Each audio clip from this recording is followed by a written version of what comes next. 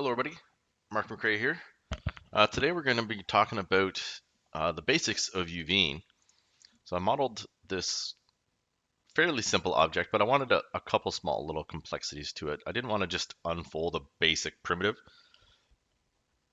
So I wanted to show you, beginner stuff, but something that's more useful than just, oh, this is how you unwrap a box. Like unwrapping a cube is about the simplest thing there is.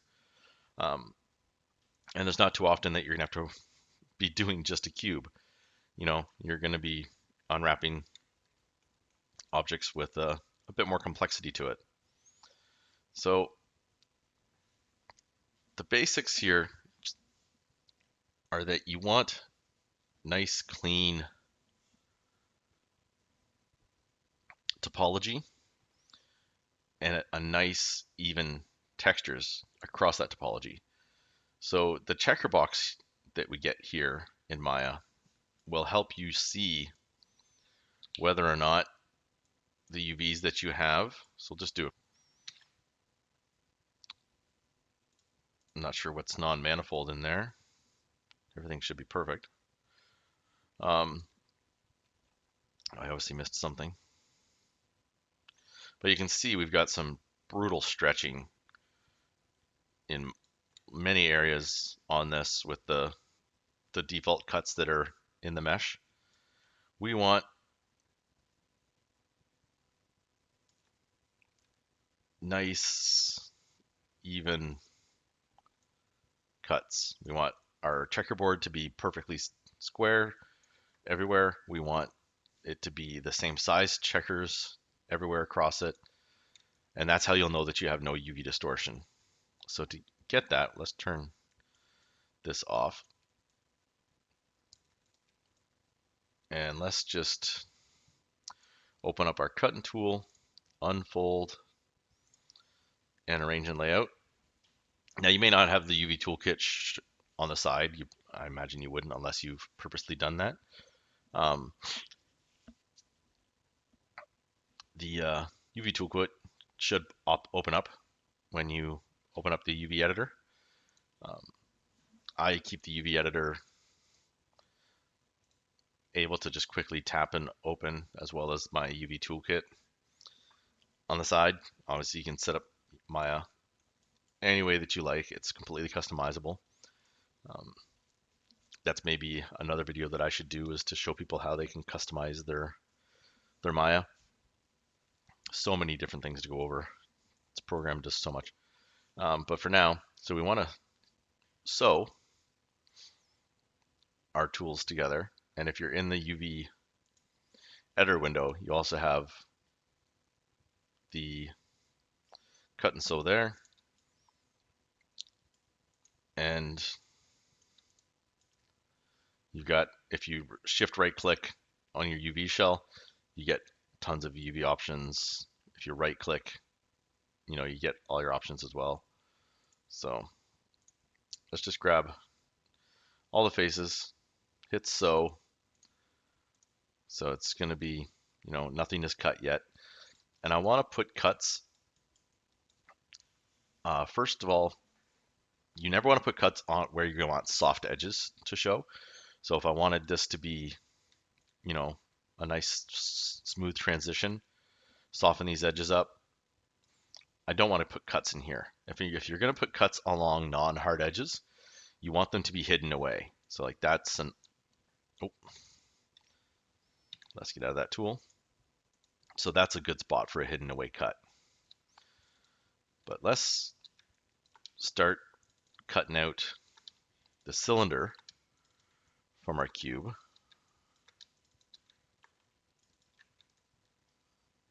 So we got that all cut out. Hit cut. Grab that shell, unfold it, and you'll see that it's nowhere near what we want it to be yet. Same as if we unfold this one. It's just basically, it's trying to flatten the shell out so that all faces are flat and showing in a 2D plane. But obviously, if we turn on our checkerboard, we're still going to be all over the place with our checkers. So we need to do a lot more to get this cleaned up. So let's go back to our edge tool here. And let's, first of all, cut these caps off.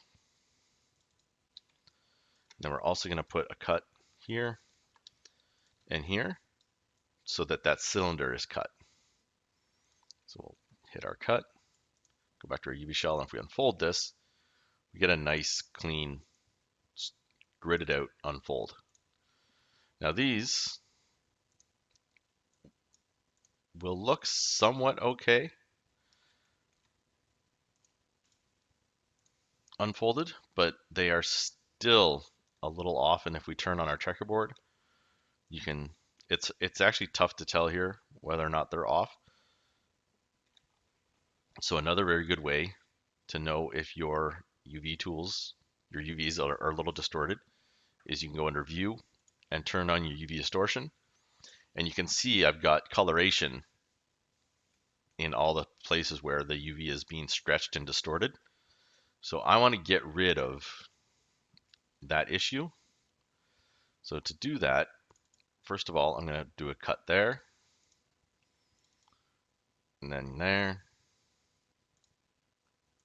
here, and here. So if we do all these cuts, first off, let that ring free, and then it also gave me this, which is nice, no distortion. Everything's opened up. So we'll do the same thing on this one.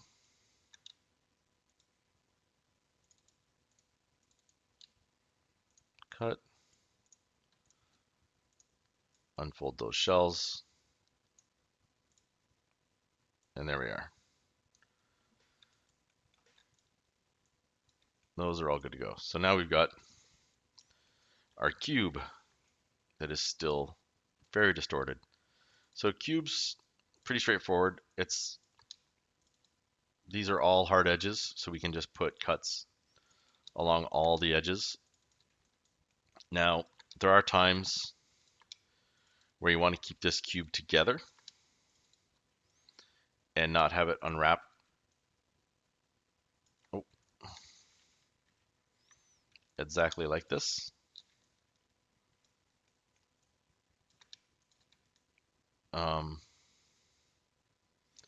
If you're using a tileable texture, for example, you would want to try to keep this as all one.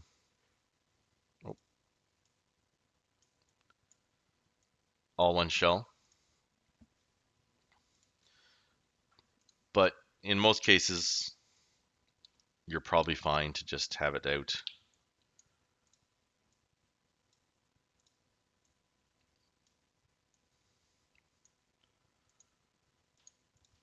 So one thing that I think is important when you're doing your UVs is to have everything aligned in a way that it makes it easy for you to apply textures, especially for game models where things are going to be lower poly.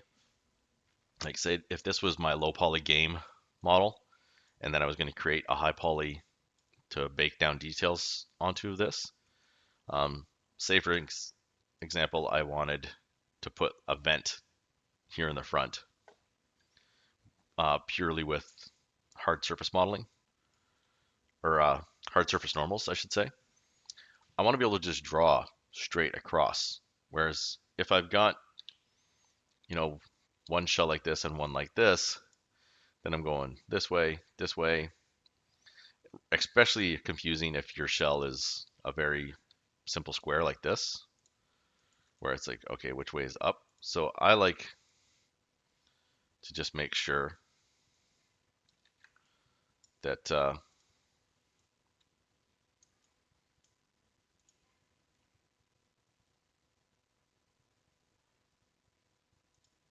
my UV shells are all oriented the same way.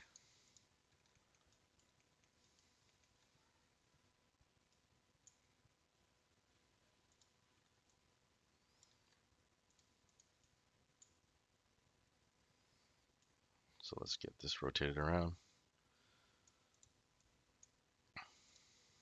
Oh, let's get this back to where it was. So now we should have all of our tops at the top. We put these sideways.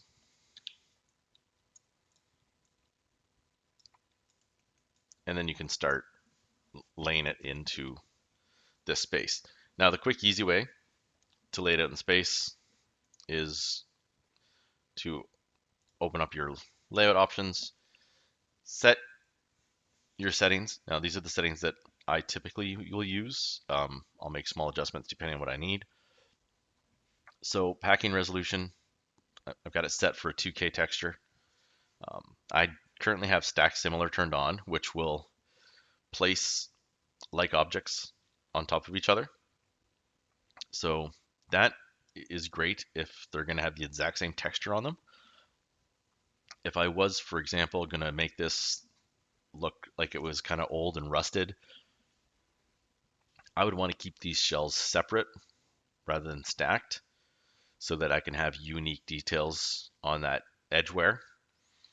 If you have all your shells stacked, and now maybe it won't matter for what you're doing, maybe uniformity in that edge wear is going to be okay. That's a decision you have to make at this point, is how unique are the textures going to be from shell to shell, even shells that are similar. If they're going to be unique, you need to have everything laid out separately. If it's going to be a nice, even, single material, then you can just have it stacked up and you'll get nice results. I personally only allow it to translate. I don't allow it to rotate because otherwise I'm going to lose where my tops are. And then I've just got shell padding and tile padding set to a small number, but enough that you still get decent dilation in your textures. And then of course we're using tile 1-1 rather than using UDIMs, which UDIMs I get into in my other UV video that talks about textile density, UDIMs and UVs. It's a little bit more intermediate than this one is. So let's hit apply. So that will fold it down into that square for us. And you can see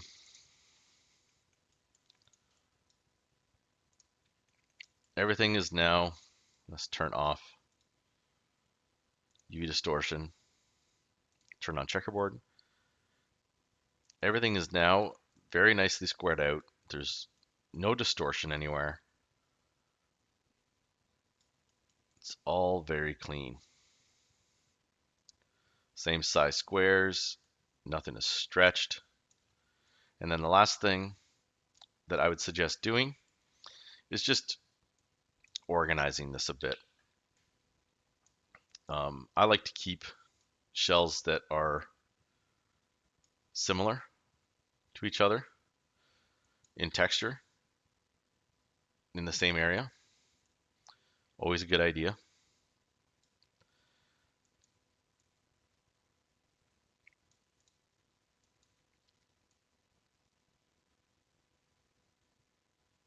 That way, if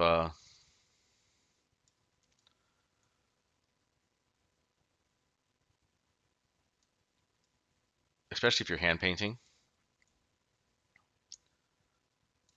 you'll get a lot cleaner results if your shells are close to each other that make up. Now this is a very simple object, so laying this out is pretty basic.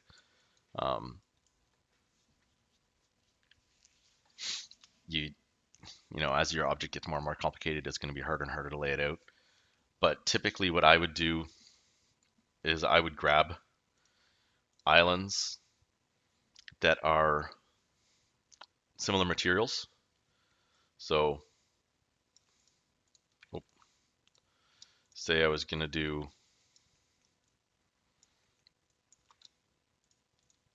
this all as one material separate from this. I would grab these objects, get them laid out together with just a quick Control L is the layout shortcut that I'm doing here. Uh, and then scale these down in a more uniform way and create sections within my UV square that are those materials. Now, that's not ideal for something this basic, so you wouldn't do it for something like this. But say I had multiple, like say there was going to be like a material type here, here, and here. I could have those all squared off and in the same area. And then I would go into my transform and textile density and probably try and set a nice density for these. And this is, you're going to have a lot of layout when you do this, but it's time well spent generally. Don't let Maya do everything for you. I know from experience when I was first starting out that you want to have Maya do all that's automated stuff for you. You're kind of like, well, it's there. Why not use it? Um, it's important to know how to do things on your own.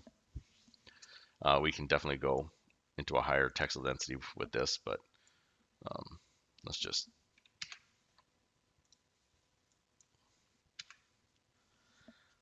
let that get back. What are these? Yeah, 22.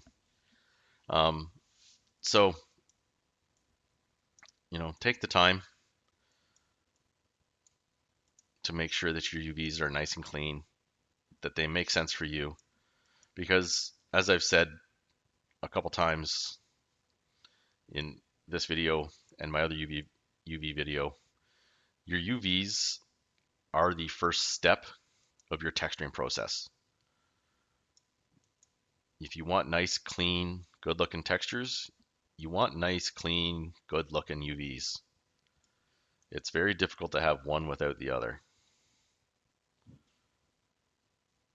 So this, I can just rotate.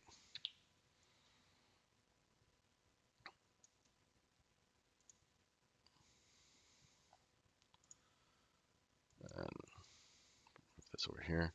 And yeah, you get, now I can tell, oh, that's the bottom. That's why. So yeah, pretty straightforward.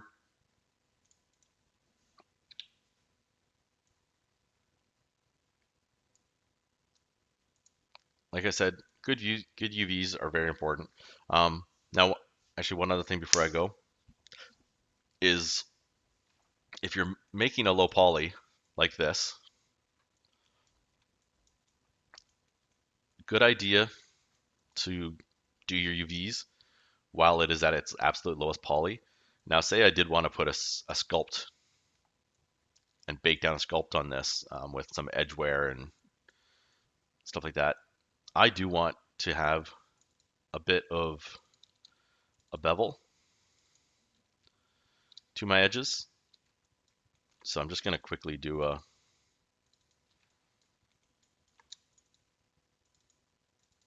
bevel on some of these edges to show off what I'm talking about. Let's just do 0.2. And then you can see it, that's probably not, it's 0.05. And then put in two segments. If you're doing your UVs beforehand, add that extra segment, and that will keep your UV lines nice and even. Whereas you saw, if I have just one, well, that actually, oh yeah, there we go. See, we got this break in our UVs. So, but then once you add your bevel, you want to make sure you go and do a fresh unfold and orient, just to make sure you don't have any extra distortion added by doing that bevel. which you typically will. So always make sure that, if anytime you've added that extra detail, you go back and you do another unfold. Make sure everything's nice and clean still, that it didn't push. If you got these, they were super close together, you might have ended up with overlapping UVs slightly, things like that. Sometimes adding a bevel will completely distort the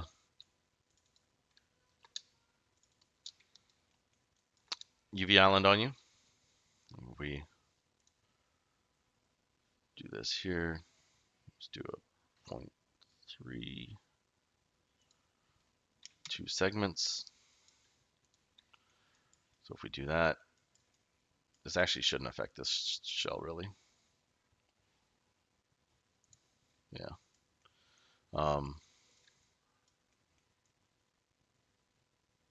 But yeah. And then once you've got all your bevels on there,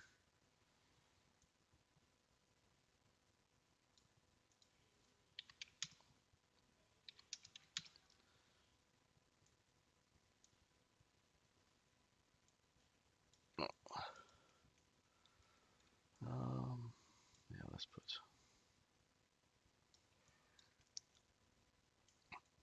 So you want to make sure your cuts are still very nice.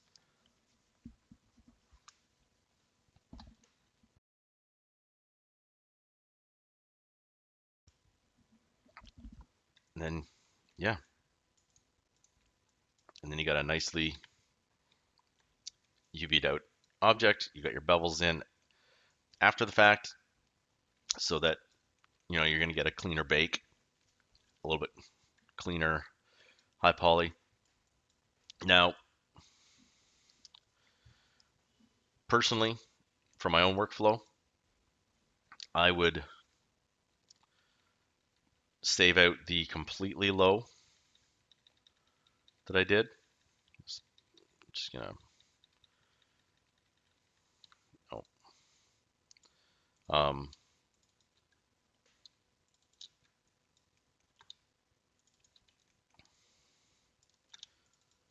because maybe I need it to be as low as possible. Yeah, it's all messed up now.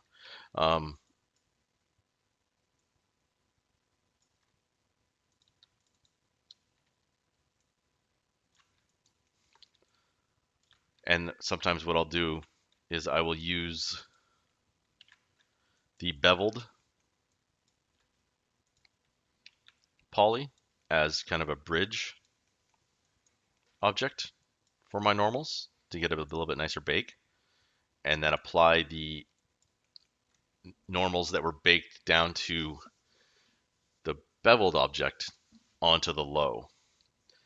It will sometimes just give a little bit nicer results on this super low poly, no beveled edges. So it's a workflow to play with and consider. Again, like most workflows in 3D modeling, one size doesn't fit all. You're going to find that different workflows work better for different objects. So it's a lot of trial and error. Um, feel free to ask me anything. If I have the answer, I'll definitely help you out. If there's any videos that you want to see, something you want to see better explained, or something you're having trouble with, let me know. I'll gladly try and take care of that for you and get it out as quick as possible. I read everything. You can find me on Instagram. Of course, you've got me here on YouTube. Please take a look at my ArtStation. And yeah, thanks for watching. Please like and subscribe, and have an awesome day.